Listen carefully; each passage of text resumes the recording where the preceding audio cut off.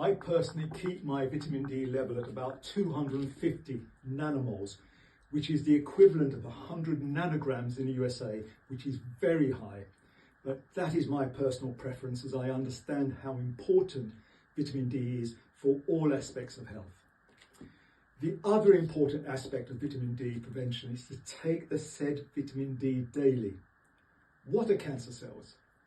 They're cells that they've become dysregulated and start to multiply out of control in the prostate gland, or for that matter, any other part of the body, such as the breast in women. We have the work of vitamin D expert, Dr. Bruce Hollis, who has demonstrated the importance of taking vitamin D daily to combat dysregulated cells within the prostate gland and to try and prevent them from becoming cancerous. So it is very important to take our vitamin D daily to keep on top of any potential problems. The benefit of vitamin D in combating dysregulated cells, i.e. cancer, is the same for all cells that become dysregulated in the body, male or female. The only way to tell what vitamin D level you have is to test it. I have looked at a lot of blood results, and I've yet to see one person with an optimal reading for vitamin D. I've seen people who are deficient and people who are not deficient. I see people who live in tropical countries who unknowingly are deficient. Almost 70% of the US population are considered either deficient or insufficient in respect to vitamin D.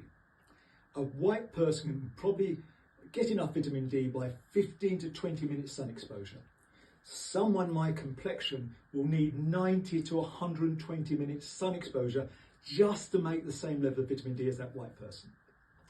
Very important to know that we only make vitamin D from UVB rays present during the hours of 11 AM to 3 PM thereabouts. The melanin in dark skin protects from getting burnt from the sun. It is the natural sunscreen that nature has given. The sun has so many benefits and is only potentially dangerous if we get burnt, which can trigger skin cancer.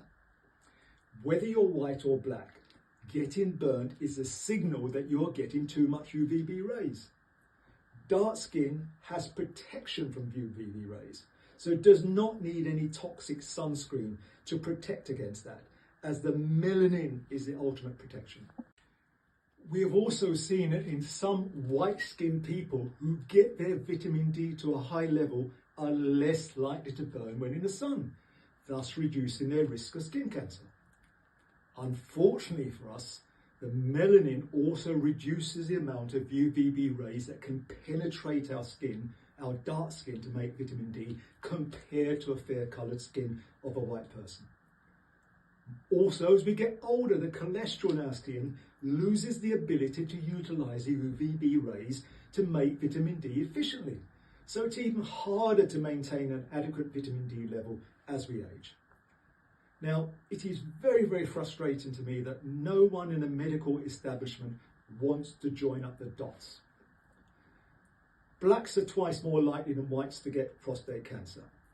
Blacks are 3 times more likely to die from COVID than whites. Blacks are 2 times more likely than whites to get diabetes and high blood pressure. Black women, 60% more likely to get preeclampsia during childbirth, etc., etc. Myself and many people in the natural health field put this down to being more difficult for blacks to convert the sun to vitamin D than whites, thus having lower vitamin D levels. It is imperative, therefore, for our health to supplement properly with vitamin D. What I mean by properly is to take sufficient vitamin D to keep us healthy, not the small amount that we are told by mainstream health that we need. How much vitamin D do we need to take? That depends on your current level. That is why we need to get tested. Certainly, every dark-skinned person should be taking at least 10,000 international units of vitamin D a day. This is a basic level our ancestors would have made. The larger you are, the more vitamin D you will need to take, compared to a smaller person.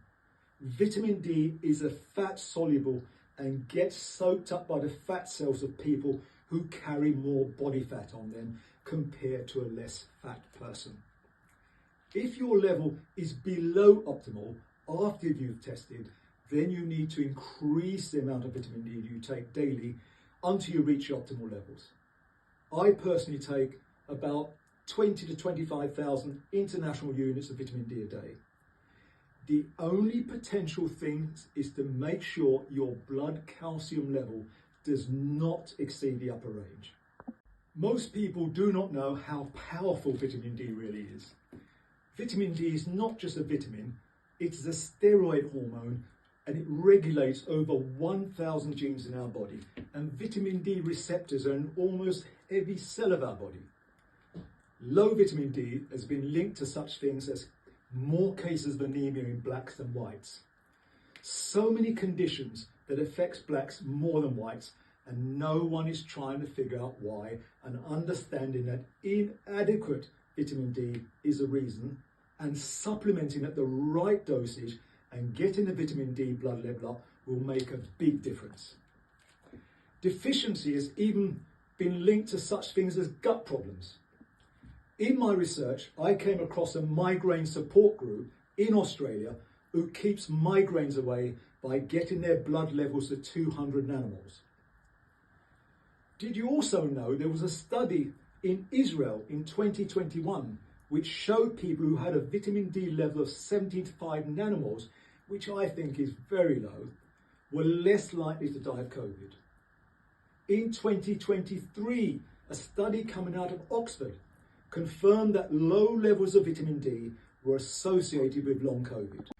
There's a doctor in Brazil, Dr. Coimbra, who has formulated the Coimbra protocol, and he has trained many doctors worldwide, although none, as far as I'm aware, in the UK. And I've studied his protocol. He is using high levels of vitamin D daily, that is therapeutic levels, very, very high levels, under medical supervision to treat and also heal autoimmune diseases like MS, lupus, and Parkinson's. Dr. Coimbra believes such diseases are the result of the body being resistant to vitamin D, and that this can be corrected by the Coimbra protocol. Such amazing results, and you never hear about it. The important thing to know is that some black people and white people have what's known as a polymorphism to vitamin D, which means they are resistant to using vitamin D. They may take a large amount of vitamin D a day, their blood results may indicate a high level, but deep down the vitamin D cannot be used. The Coimbra protocol attempts to fix this and has proved very helpful in autoimmune diseases. Unfortunately, your doctor, who has not been trained by Dr. Coimbra, may not even know about the Coimbra protocol, so cannot diagnose vitamin D resistance.